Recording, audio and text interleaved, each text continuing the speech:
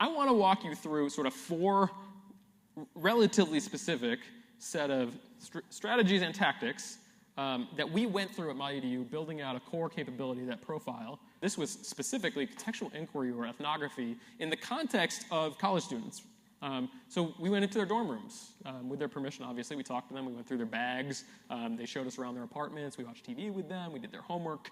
And we spent a bunch of time with them learning what it's like to be 18, 19 years old these days. And I'll share with you just a couple anecdotes. I'm going to read this verbatim.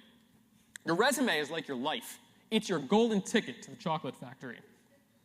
I like to put customer service and management things and stuff like that on my resume. Everyone has a business degree these days, so I'll always be able to get a job. I found out about the international business major from a guy at the Gap. I didn't even know what it was. I Googled it, and it sounded better than regular business, so I just picked that. My life decisions are based on stupid things. But we heard this over and over and over. We heard college students tell us they picked accounting because it was the first one in the drop-down. Okay? I mean, like, they picked their degree because it's time to pick your degree, not because they have any idea of what they want to do. So the way that we went through this was pretty simple, straightforward contextual research. We identified our participants. We went through a plan. We talked to them. And we observed behavior. And I think the key here for this whole thing is observing behavior, not just having interviews. Okay? We actually watched them engage with the software at their schools. We watched them look for jobs. We watched them go through their coursework. Okay? And it's different. You build empathy, not understanding.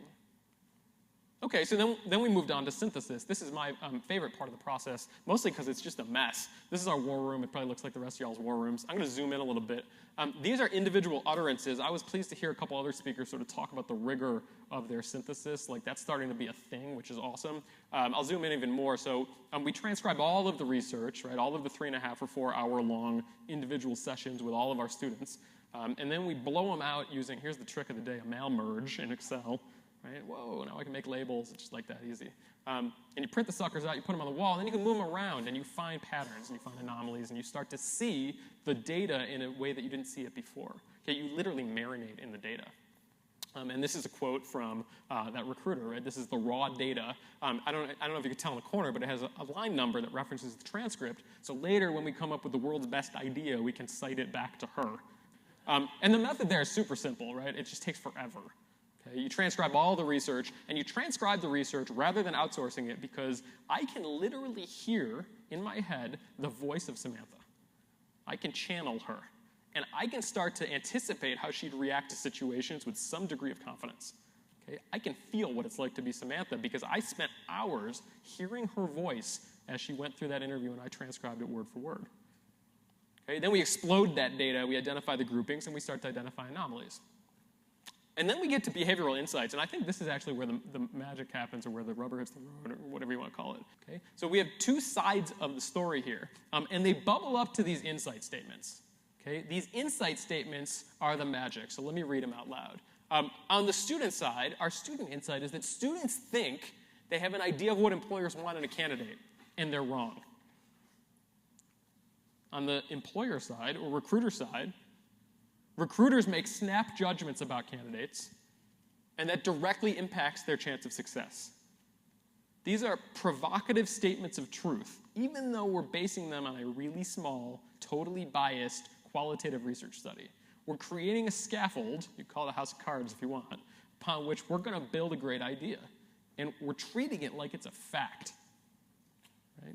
This is where we just moved into the stuff of abductive reasoning or intuition.